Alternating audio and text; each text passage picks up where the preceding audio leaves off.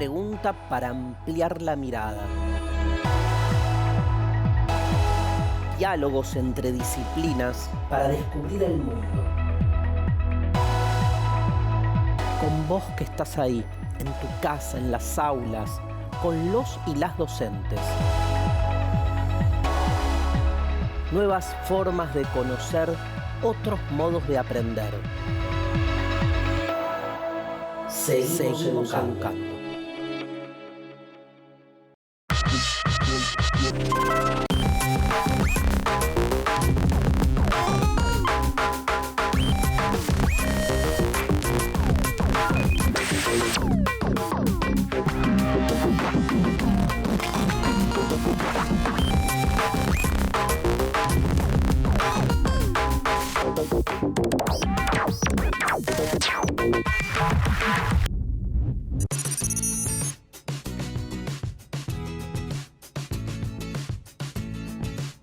Yo creo que el planeta ahora sí está ardiendo debido a que estamos viviendo y sintiendo las consecuencias de haber sobreexplotado durante mucho tiempo el medio ambiente en el cual vivimos, y creo que la Tierra en algún momento se iba a querer desahogar, si se le quiere decir de alguna manera, y se está limpiando por sí misma.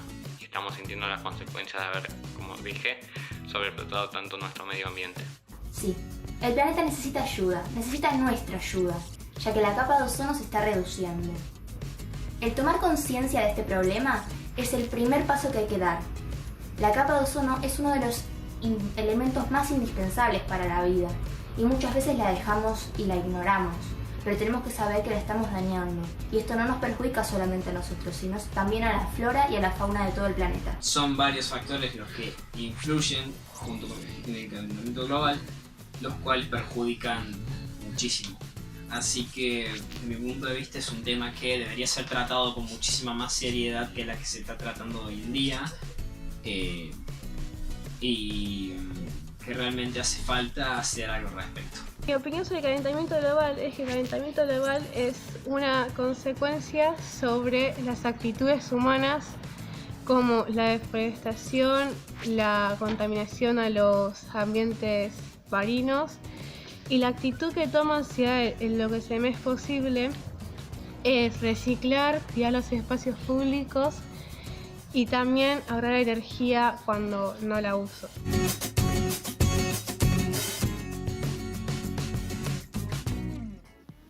¿Arde el planeta Tierra? ¿Estamos en peligro? ¿Cómo nos afecta a nosotros, a las plantas, al agua? ¿A qué nos referimos cuando hablamos de calentamiento global?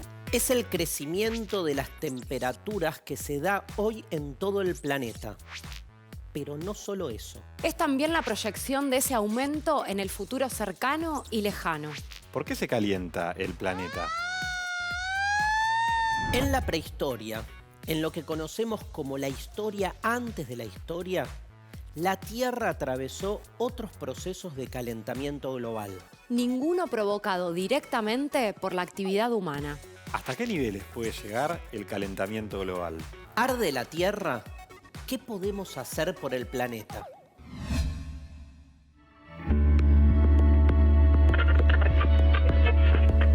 ¿Qué onda, gente? Estamos en una nueva edición de Seguimos Educando.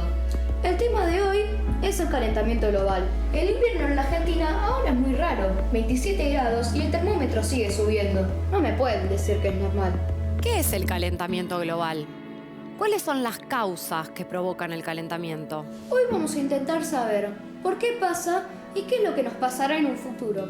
El calentamiento global es aquello que nos muestra a través de los registros de temperatura que la temperatura cada vez que va pasando el tiempo, desde 1900, está siendo en promedio alrededor de la Tierra y de los mares en la atmósfera más alta. La actividad del hombre comenzó a emitir gases a la atmósfera y los más importantes son el dióxido de carbono y el metano. Estos dos gases, además de los otros que el hombre también va introduciendo, van formando arriba en la atmósfera una especie como de mantita. El calor del Sol atraviesa la mantita, la frazada, y nos llega aquí al planeta Tierra, nos calienta, nos da unas temperaturas fantásticas. El tema es que a través de los años el hombre produce cada vez más y más máquinas y emiten más y más dióxido de carbono y metano y todo esto, y esta mantita se hace más espesa y no deja que el calor del Sol que entra a la Tierra después vuelva a salir de la Tierra al espacio infinito. Y entonces siempre vamos guardando un poquito más aquí abajo de la mantita, y ahí tenemos el calentamiento a través de los años. Para entender el calentamiento global, debemos observar la magnitud de gases que la vida moderna genera y emite hacia la atmósfera. Dióxido de carbono, metano, óxidos de nitrógeno, vapor de agua. Todos juegan un papel importante en el efecto invernadero, ese mecanismo que le permite a la Tierra regular su temperatura. El proceso se inicia con la llegada de la radiación solar a la Tierra. Se trata de los rayos infrarrojos, la luz visible y los rayos ultravioleta. Después de que calientan la superficie del planeta, la Tierra devuelve esta energía en forma de radiación infrarroja. Son los gases que se emanan de la Tierra los encargados de retener la radiación solar en la atmósfera. Y es gracias a esos rayos que se regula la temperatura del planeta, haciendo que la vida sea posible.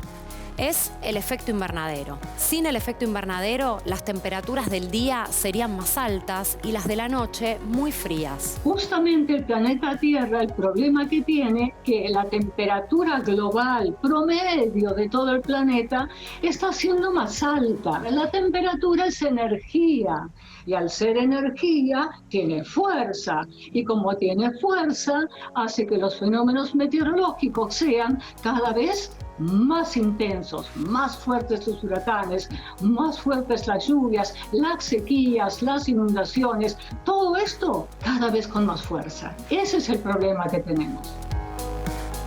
El calentamiento global deja sus efectos a la vista.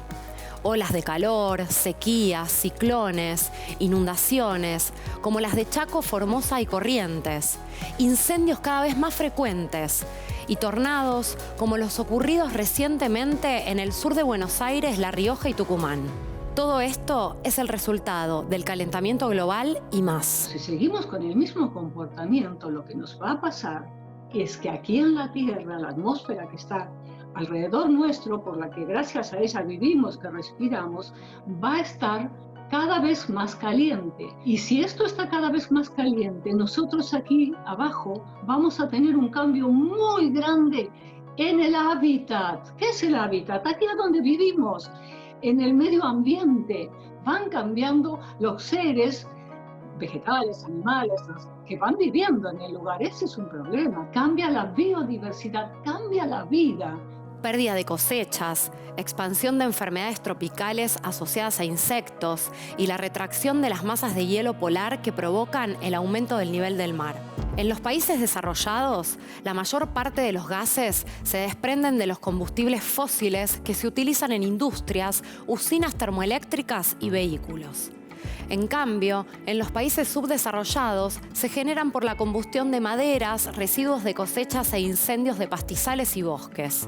Si no se toman medidas para producir cambios ambientales, los expertos predicen que para 2030, 100 millones de personas pasarían a ubicarse por debajo de la línea de pobreza.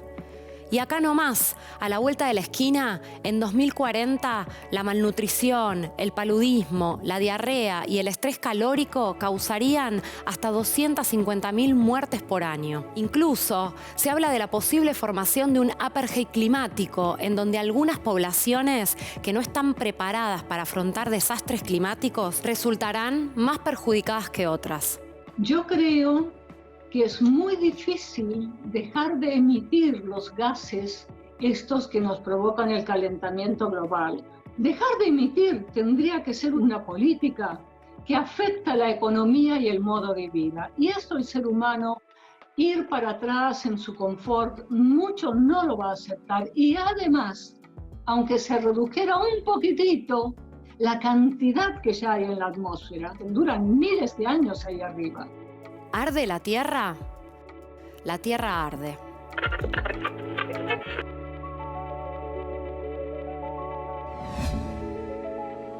El proceso que se utiliza en el cultivo de plantas en un invernadero es similar a lo que sucede a nivel planetario. Ustedes pueden hacer un mini invernadero en sus casas. Solo se necesita una maceta con una planta, un envase de botella de plástico y un cúter o tijera para cortar la botella. El proceso es fácil. Se corta la base de la botella, se hunde en la tierra de la maceta para que el viento, por ejemplo, no la mueva, y se quita la tapa para que la planta pueda respirar. De ahí en más, nuestro invernadero casero va a proteger a la planta de los cambios de temperatura y también va a conservar la humedad por más tiempo. Si tuviéramos una fuente de luz potente y regásemos la planta, veríamos aquí y ahora el vapor que se eleva hasta el plástico que les sirve de resguardo. Si lo hacen en sus casas, van a comprobar cómo se llena de pequeñas gotas de vapor de agua. En el planeta, el efecto invernadero funciona a favor de los seres vivos. Nos protege. Pero la cantidad excesiva de gases provoca una mayor concentración de radiación. Es en ese punto cuando el efecto invernadero comienza a jugarnos en contra. China, Estados Unidos, India, Rusia, Japón, Alemania, Irán, Corea del Sur, Arabia Saudita e Indonesia. Son los 10 países que generan la mayor cantidad de emisiones de dióxido de carbono. En América del Sur, el principal emisor es Brasil. Lo sigue Argentina y después Venezuela, Colombia y Chile. La mayoría de las previsiones a futuro estiman que las variaciones climáticas van a ser más amplias en las latitudes altas y medias e inferiores en las zonas ecuatoriales. Se cree también que gracias a la acción térmica de los océanos, el hemisferio sur va a enfrentar subas menores. ¿Qué medidas concretas se pueden tomar para mitigar el cambio climático? ¿Estamos a tiempo de controlar un avance que parece irremediable? La clave está en la reducción de los gases de efecto invernadero. Desde nuestras posibilidades podemos elegir el transporte público frente al auto particular para disminuir las emisiones de dióxido de carbono. O mejor todavía, animarnos a la bicicleta. Fuera de nuestro alcance, hay un abanico de iniciativas posibles. Algunos ejemplos para disminuir las emisiones de óxido de nitrógeno que se utilizan pueden ser los fertilizantes químicos y regenerar las masas forestales para fijar el dióxido de carbono. También es hora de empezar a elegir las energías limpias, como la eólica o solar, y así evitar el uso de combustibles fósiles. A nivel de los estados, existen diferentes acuerdos internacionales para establecer pautas comunes frente al calentamiento global. Te nombro algunos para que te suenen. A finales del siglo pasado, más de 140 países miembros de las Naciones Unidas firmaron el Protocolo de Kioto. Su objetivo inicial fue lograr que los países desarrollados disminuyeran las emisiones de gases de invernadero. Estados Unidos, uno de los principales responsables de la emisión de gases a la atmósfera, prefirió quedarse afuera del protocolo. También podés escuchar hablar del Acuerdo de París del año 2015, donde las naciones firmantes se comprometieron a combatir el cambio climático. El objetivo es impedir que la temperatura aumente más que 1,5 grados Celsius en los próximos años. Es en los países desarrollados en donde se generan los mayores niveles de emisiones de gases. Sin embargo, los peores efectos del calentamiento global se verifican en los países subdesarrollados. Las emisiones de gases a la atmósfera existen desde siempre. Los volcanes, por ejemplo, liberan en las erupciones dióxido de azufre. Pero la naturaleza puede con eso porque cumple procesos de autopurificación. ¿En qué momento el calentamiento global se convirtió en un problema ambiental? La especie humana siempre buscó extraer de los alrededores la energía que le faltaba a su propio cuerpo. Los ejemplos sobran. Mesopotamia, año 3500 a.C., se crea una herramienta indispensable, la rueda. Los hombres la mueven con su propia fuerza o con la energía extra que encuentran en los animales. parte de su hábitat. Ese mismo hombre utiliza el fuego, otra fuente de energía, de manera acotada para forzar a los animales a salir de sus refugios o para recibir calor. En la actualidad, el fuego quema en un año una superficie boscosa equivalente al tamaño de Bélgica. Y los transportes, parientes lejanos de las primeras ruedas, generan el 23% de las emisiones de gases a la atmósfera. Durante la mayor parte de la historia, la relación de la especie humana con el medio se mantuvo en equilibrio. ¿Cuándo cambió esa relación? A mediados del siglo XVIII, con el surgimiento de la Revolución Industrial y con los cambios que provocó en la producción y la vida cotidiana. Se empezaron a utilizar combustibles fósiles, crecieron los gases del efecto invernadero. Llegaba el tren a vapor a la vida de las personas. Entre 1750 y 1780, el uso cada vez más intensivo del carbón hizo que la polución y las emisiones de dióxido de carbono dieran sus primeros pasos. Un siglo más tarde se descubrió que el petróleo podía utilizarse para distintos procesos industriales y de combustión. El resultado, mayor polución. Y faltaba más todavía. El siglo XX trajo el automóvil. El primero fue el Forte. ¿Cuántos privilegiados podían comprarse uno? La industrialización de los autos dio como resultado lo que se conoce como Fordismo, una organización en cadena que tenía como objetivo aumentar la cantidad y la calidad de los productos. Autos, pero también electrodomésticos, llegaban al mercado con un mejor precio para un público que empezaba a ser masivo. Desde el Fordismo en adelante, las industrias demandaron una cantidad creciente de recursos naturales al medio. También aumentaron las emisiones de gases a la atmósfera. Hoy, los autos, que llegan a más de 100 millones, emiten el 17% de gases del efecto invernadero. A partir de 1750, la concentración de dióxido de carbono en la atmósfera creció un 36%. El metano, mucho más, un 148%. Al mismo tiempo, y de forma paralela desde 1880, la temperatura media aumentó entre 0,8 y 1,2 grados Celsius. La suba continúa. ¿Hasta dónde va a llegar la temperatura en la Tierra? ¿Por qué es importante reciclar? Reciclar es aprovechar los materiales de un objeto para convertirlo en otra cosa. Eso ya conceptualmente es bueno. Usamos menos recursos naturales, que es un punto muy importante. Pero además, cuando reutilizamos esos recursos, evitamos volver a consumir la energía que se gastó para ponerlos a nuestra disposición en el mercado. Se disminuye el funcionamiento de las industrias. Y la combustión que generan. Esa combustión es una parte importante del problema del calentamiento global. Sin repetir y sin soplar, ¿qué objetos se pueden reciclar? Envases de plástico, tapas y tapones, vasos, platos y cubiertos descartables, sillas de jardín, macetas, envases para transporte de alimentos, botellas de productos de limpieza, latas de aluminio. Tetrabric, papel y cartón, como revistas, diarios, cajas de cereales, de zapatos, papel de envolver, cuadernos, guías de teléfono, facturas, sobres, envases de vidrios, pilas y baterías que hay que acercar a contenedores especiales. Residuos de restos orgánicos como la cáscara de frutas, restos de verdura, electrodomésticos, artículos electrónicos, lamparitas. En nuestras casas podemos clasificar los residuos en 4 tachos diferentes, organizados por materia orgánica, papel y cartón, vidrio y envases. ¿Cuánto tardan, Analía, en degradarse los residuos orgánicos? 4 semanas y sirven como abono para las plantas. ¿El papel o el cartón? 1 año.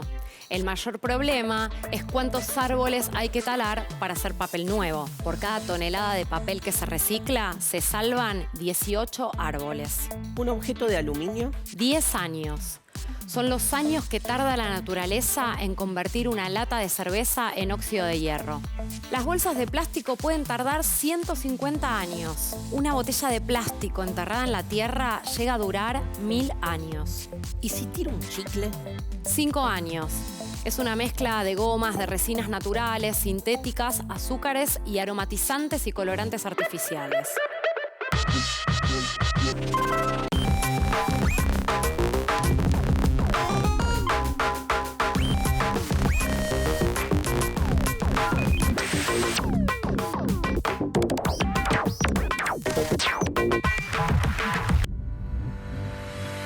¿Qué le espera a nuestro planeta en las próximas décadas? Desde 1990, los expertos vienen advirtiendo el crecimiento de los niveles de gases del efecto invernadero y elaboran hipótesis. Intentan predecir cuál será el clima en la Tierra. En la mayoría de los estudios se advierte que la concentración de dióxido de carbono se duplicará en los próximos años. Y sostienen además que, si no se adoptan medidas correctivas para evitar la emisión de gases, la tasa de calentamiento podría aumentar entre 0,7 y 1,4 grados por década. ¿Y vos, qué sabes del calentamiento global?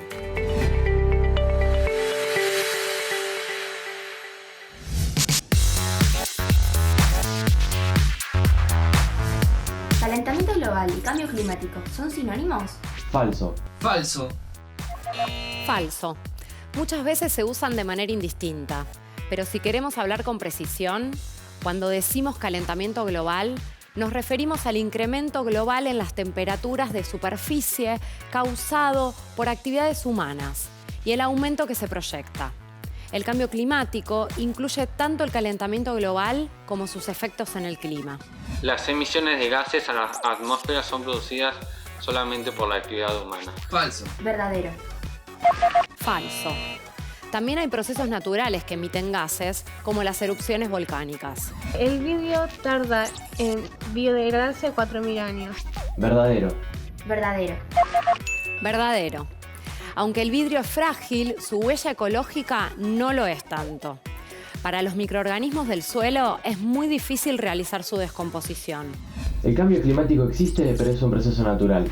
Yo creo que esta frase falsa. Es verdad. Falso. Este argumento niega la influencia que viene ejerciendo la sociedad sobre el efecto invernadero, principalmente desde la revolución industrial. El uso de combustibles fósiles agrega sin duda gases a la atmósfera. Las temperaturas mostraron cambios significativos en las últimas décadas. Verdadero. Es verdadera. Verdadero. Los registros muestran que 2016, 2017 y 2018 fueron los años más calurosos de la historia. Greta Thunberg es una activista medioambiental nacida en Suecia. Esto es verdad. Verdadero. Verdadero. Se la conoce por haber despertado la conciencia de muchos jóvenes en el mundo respecto de la situación de nuestro planeta. Si hay mayor nivel de dióxido de carbono, las que se benefician son las plantas. Falso. Verdadero. Falso. Si bien es cierto que las plantas necesitan dióxido de carbono para su desarrollo, también es cierto que necesitan cantidades moderadas. Una medida para prevenir el calentamiento global es consumir productos locales y de estación. Esto es verdadero. Verdadero. Verdadero. Así se disminuye la emisión de gases de los traslados que se realizan para llevar productos de un lugar a otro.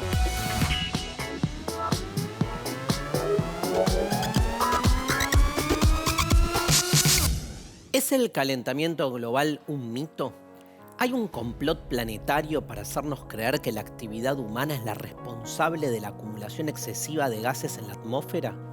¿Estamos frente a un ciclo natural en donde nada tenemos que ver? Parte de la dirigencia de países como Estados Unidos sostienen este tipo de ideas, pero también están acompañados por un grupo de científicos. Un pequeño grupo, hay que decir. Son, por ejemplo, los que afirman que el clima ya sufría cambios antes de que las actividades del ser humano emitieran gases de efecto invernadero. Es verdad que hubo otros ciclos de aumento de temperatura y también es verdad que la actividad volcánica, por ejemplo, genera gases, pero la acumulación de dióxido de carbono y otros gases de efecto invernadero nunca fueron tan elevadas como en los últimos 70 años. Y esa acumulación está determinada por la actividad humana. También dicen, como prueba que consideran irrefutable, que en el invierno sigue haciendo frío y que incluso hay nevadas históricas. Para realizar un análisis serio en donde podamos entender cuál es la tendencia del clima a largo plazo, hay que tomar un periodo extenso de tiempo. Si tomamos esa perspectiva, vemos que en el planeta en general la tendencia es al alza. Aunque se haya producido una ola de frío en algún lugar específico, los registros meteorológicos muestran que desde 1950 los días calurosos se volvieron más frecuentes, mientras que los días fríos son más escasos. Y desde 1980 los días calurosos son mucho más frecuentes todavía. Bueno, también dicen que un par de grados no es para tanto, pero las consecuencias me parece que están a la vista. Sequías recurrentes y prolongadas, inundaciones más frecuentes, olas de calor y de frío cada vez más intensas, huracanes violentos, muerte de arrecifes de coral y derretimiento de glaciares. ¿Cuánto hay de falso y cuánto hay de verdad en que el aumento de las manchas solares provocan las temperaturas altas en la Tierra? La verdad es que en los últimos 35 años, en los que se produjo el mayor calentamiento en la Tierra, el Sol sufrió una ligera tendencia de enfriamiento. Es una teoría que hubiera servido para explicar un ligerísimo calentamiento de la Tierra del siglo pasado, pero ahora no. Está claro que las emisiones de dióxido de carbono son una de las causas del efecto invernadero, pero algunos científicos dicen que es un gas necesario para la vida y que sin su presencia en la atmósfera estaríamos muertos. El dióxido de carbono es necesario para que las plantas realicen la fotosíntesis, que es lo mismo que decir para que haya vida en la Tierra. Y también podemos decir que en condiciones normales es un excelente regulador de temperatura. El problema es el nivel de dióxido de carbono que existe en la atmósfera desde que se inició la revolución industrial.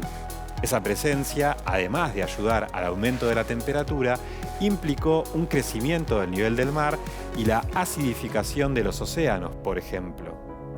Hay una postura que vengo escuchando, Alejandro, y que dice que con el cambio climático hay regiones que se ven perjudicadas, pero que a la vez otras se van a ver favorecidas. El funcionamiento del clima es mucho más complejo. Hay una realidad irrefutable. Los fenómenos meteorológicos se están volviendo cada vez más extremos. El 95% de la comunidad científica avala la idea de que la actividad humana tiene que ver con el aumento de las emisiones de gas hacia la atmósfera. ¿Crees, Ale, que los medios de comunicación juegan un rol en la lucha por evitar el cambio climático? Te lo respondo con una pregunta, Darío. ¿Cumplen los medios de comunicación el rol que deberían en la lucha contra el cambio climático? ¿Arde la Tierra? ¿Quién lo cuenta? ¿Cómo lo cuenta?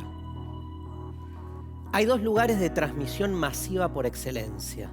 Uno de ellos es la escuela. En relación al medio ambiente y al calentamiento global, la escuela me enseñó que todos somos responsables de cuidar el planeta. Ya sea no arrojando basura, no dejar boteando la canilla de la cocina, las acciones pequeñas conllevan a grandes metas, por decirlo de una manera. Pero también existe otro canal privilegiado, los medios masivos de comunicación. Los desastres provocados por el clima constituyen la principal causa de desplazamiento interno. Un fuerte temporal que ha azotado a Mar del Plata y a Junín ha hecho que hayan evacuados en varias localidades. El río Salado, que crece 1 centímetro por día en Junín, y es muy grave la situación por las intensas lluvias. Recordemos que han caído más de 1000 milímetros de agua en los últimos 4 meses. Bueno, los medios de difusión se ocupan de difundir los fenómenos meteorológicos muy fuertes, lo que los meteorólogos llamamos fenómenos severos, los tornados, las tormentas, los granizos.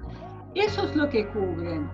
Y en realidad hay muy poco espacio, salvo algún canal como este, por ejemplo, que explica qué cosa es el calentamiento global, qué lo provoca, y le da tiempo a la difusión de estas noticias. Y esto tiene que ver un poco con el ritmo de vida que estamos llevando, que estamos siempre como apurados, entonces no se dedica mucho tiempo a la difusión de la ciencia. Tornados, tsunamis, inundaciones, terremotos, en las pantallas, a través de las redes, en sus portales de noticias, en las páginas de los diarios. En Chile un terremoto de 8 grados punto 2 en la escala de Richter. Una alerta de tsunami, una alerta inminente de tsunami. Toda la costa de Chile, Perú y Ecuador. En Chile hay una orden de evacuación de la extensión costera de todo el país. Los medios de comunicación difunden imágenes e información sobre lo que comúnmente llaman desastres naturales. Luego de unos días o semanas, después de ocupar todos los espacios con imágenes, voces de expertos, historias de las víctimas, más imágenes de los hechos, el suceso desaparece. Son un fenómeno natural. El tema es cuál es el motor que las hace tan violentas. Y el motor es la energía. ¿Y qué es la energía? El calor, la temperatura alta. Alrededor de esto estamos siempre, alrededor del ascenso de temperatura. Y es un desastre natural, claro.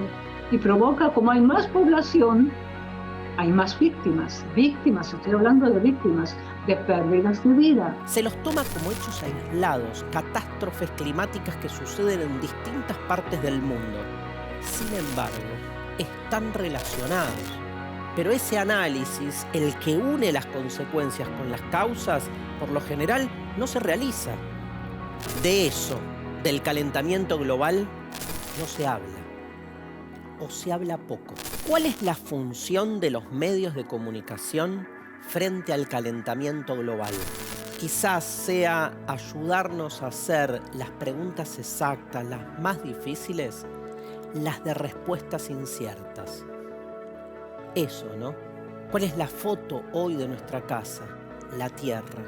¿Y cómo será nuestra casa en el futuro? En los medios suelen decir que los efectos del calentamiento global son tormentas, sequías, huracanes, olas de calor. Los glaciares se están derritiendo, el nivel del mar está aumentando. A través de los medios sobre el calentamiento global he visto muy poco. Greta Thunberg opino de su acción, que es importante y cómo está impactando sobre nosotros y sobre la vida de cada uno.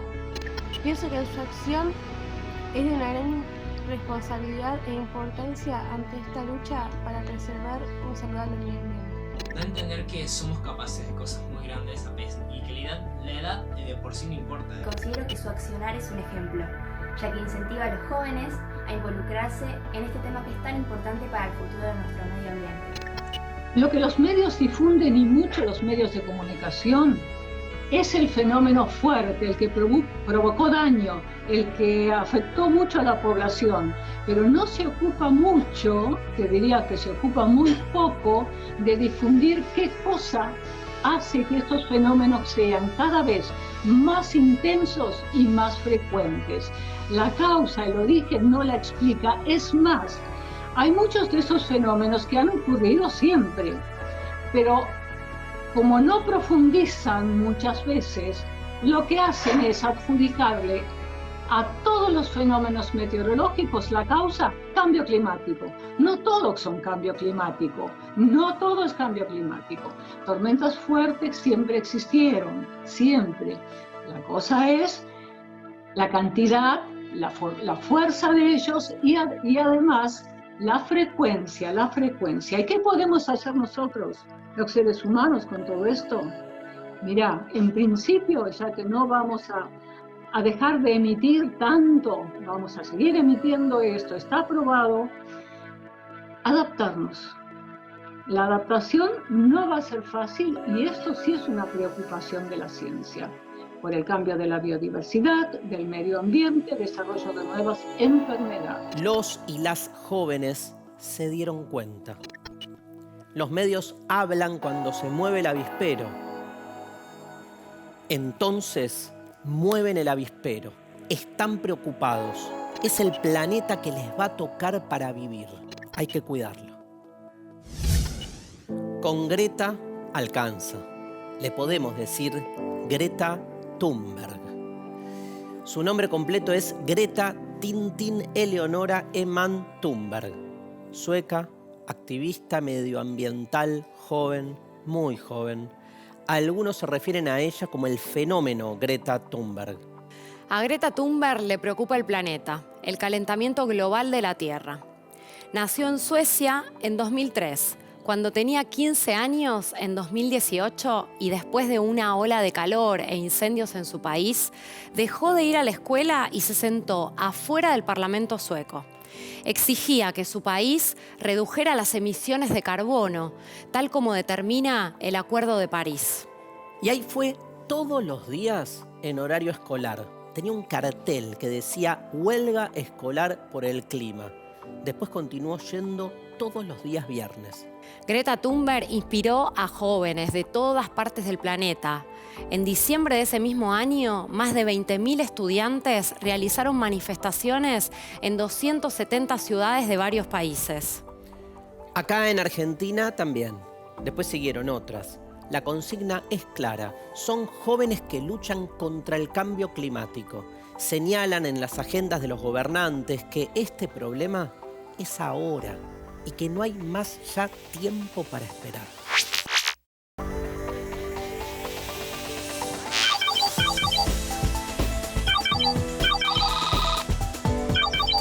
Mi nombre es Gastón Tenenbaum, tengo 19 años y el año pasado cofundé, junto con unos amigos y amigas, a Jóvenes por el Clima Argentina. El objetivo lo tenemos como movimiento a nivel internacional bastante claro, y es que se escuche a la ciencia y que se actúe según lo que ya dicen los investigadores y las investigadoras. En Argentina tenemos una ciencia de altísimo nivel, tenemos referentes a nivel internacional del tema que te imagines, y sobre todo en cambio climático. Lo que tenemos que hacer es que se escuche, tenemos que ser como jóvenes, ya que nos están empezando a escuchar a nosotros y a nosotras, hacer que escuchen realmente a la ciencia, lo que tienen que decir los paneles de expertos a nivel internacional y a nivel nacional sobre cómo nuestras actividades de producción y consumo están dañando el ambiente de una manera que no va a ser reparable en un futuro si no cambiamos ya la matriz y las lógicas que tenemos en el día de hoy. Y lo que pensamos también, ese es como el objetivo a largo plazo, que se escucha la ciencia efectivamente y se actúe con ella. Y a corto plazo van surgiendo diferentes temas, como por ejemplo, ahora mismo se están incendiando los humedales en el delta del Paraná. Y esos fuegos se están extendiendo por varias provincias de nuestro país. Y lo que pedimos efectivamente es que se apruebe una ley en el Congreso que proteja a estos ecosistemas, porque ya pasaron varias veces que no se aprobaron y estos ecosistemas siguen destruyéndose año a año. Lo mismo con los bosques, puede ser que en otros países, como en países europeos, se esté pidiendo por una baja dramática en las emisiones de efecto invernadero, los gases contaminantes que generan el calentamiento global. Pero acá en Latinoamérica, en Argentina, lo que tenemos es muchos ecosistemas que cuidar, sean humedales, sean bosques, sean ecosistemas marítimos, y lo que tenemos que hacer, lo que tenemos que pedir, además de la baja en emisiones, es que se protejan los ecosistemas que tenemos, que ayudan a combatir al cambio climático.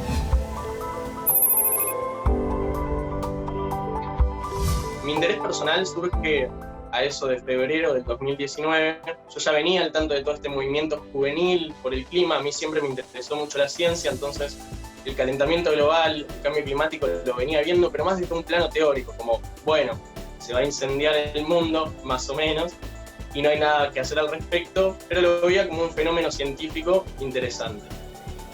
En febrero yo me fui a Panamá en una beca de estudios a investigar sobre biodiversidad en un instituto de renombre a nivel internacional, y todos los investigadores e investigadoras, cuando nos daban charlas, decían, bueno, yo estoy estudiando tal animal, pero lamentablemente no me queda mucho tiempo para estudiar este animal porque se va a extinguir a causa de la actividad humana.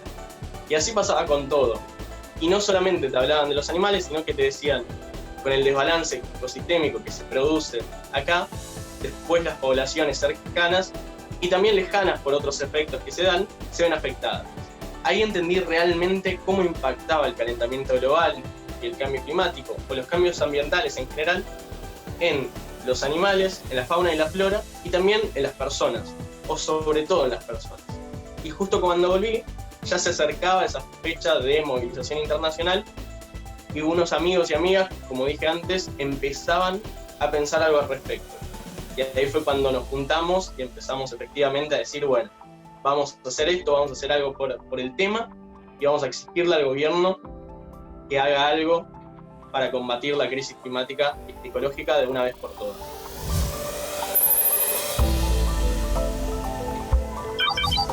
Lo que me parece tan importante de Greta Thunberg es que es el símbolo de un movimiento que se niega a pensar que no puede incidir políticamente y no puede incidir en las decisiones que afectan su presente y su futuro solamente por ser jóvenes. Es una persona que detonó un movimiento mundial de jóvenes que se niegan a pensar que no pueden incidir en nada que sea político o que sea, entre comillas, pensado para los grandes, solamente porque somos jóvenes. Y empezó un movimiento internacional en el que estamos todos desafiando las lógicas que nos decían que eran las correctas, que una vez que seamos grandes íbamos a poder hacer tal o cual cosa, y una vez que seamos grandes íbamos a poder decidir sobre lo que sucedía e íbamos a ser actores importantes en la sociedad, y la verdad es que no. Tal vez no fue Greta Thunberg la que empezó a cambiar la cabeza de todo el mundo, pero sí fue la que detonó esto. Y el símbolo que tenemos de cómo la juventud, como una persona de 15, 16, 17 o 18 años, puede ir de cara a un político o una política y decirle las cosas que está haciendo mal, y decirle las cosas que tiene que hacer bien, y decirle que tiene que escuchar a la ciencia, e ir con reclamos concretos basados en evidencia.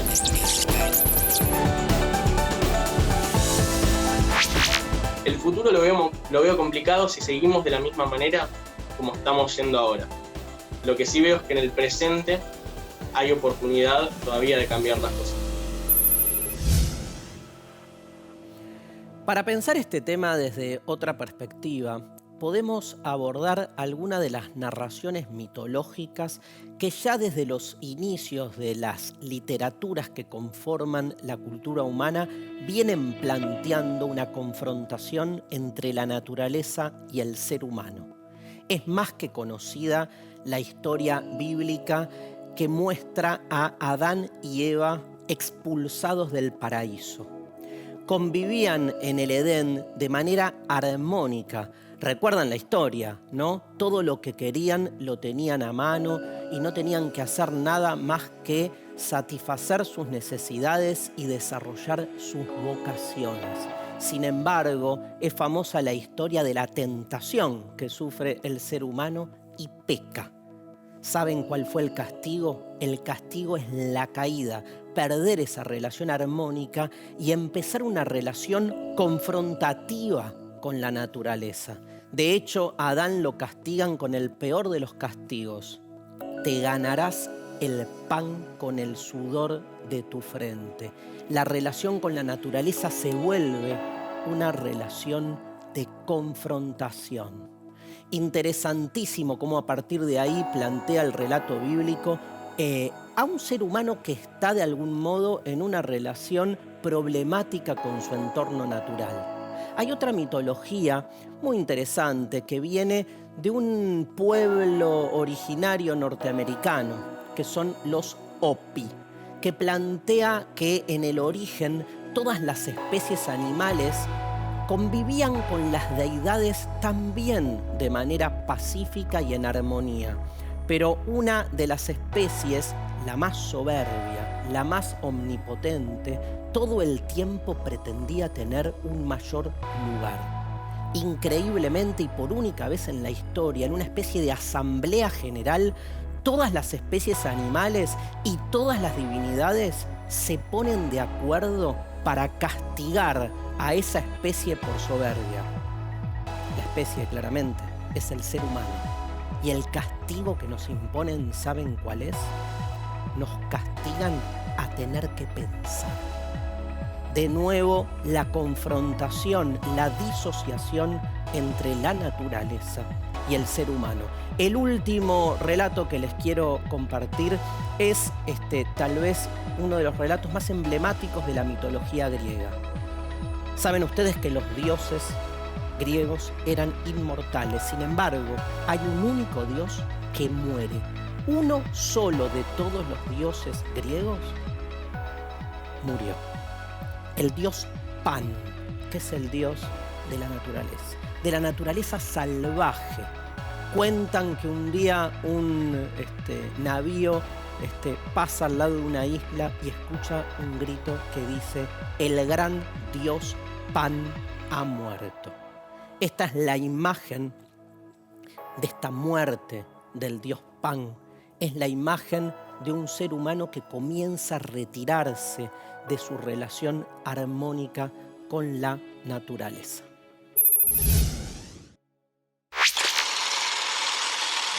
Yo tengo una narrativa y esa narrativa, por consecuencia, tiene sus personajes. Son dos los principales, Juanito Laguna y Ramona Montiel. Antonio Berni, el artista plástico, el hombre comprometido, contaba historias de los márgenes. Las narraba con basura.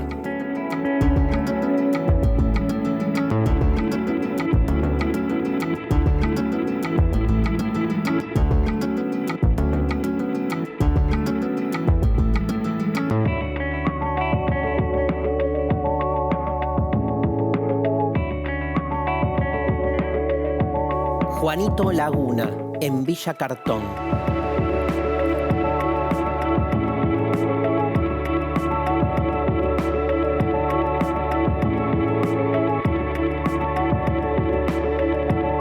Ramona Montiel, sus sueños.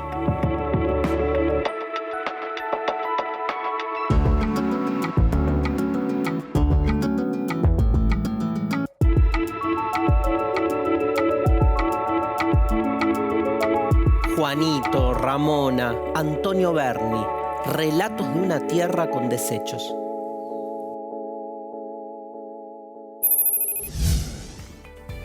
Las cifras del calentamiento global dejan plazos cortos para tomar decisiones. El calentamiento global golpea. Habrá que escucharlo. En 10, 20 o 30 años, el planeta puede ser otro. Un planeta difícil, más difícil para ser habitado. Los jóvenes hacen del tiempo futuro su presente. Están peleando por el mundo en donde quieren vivir.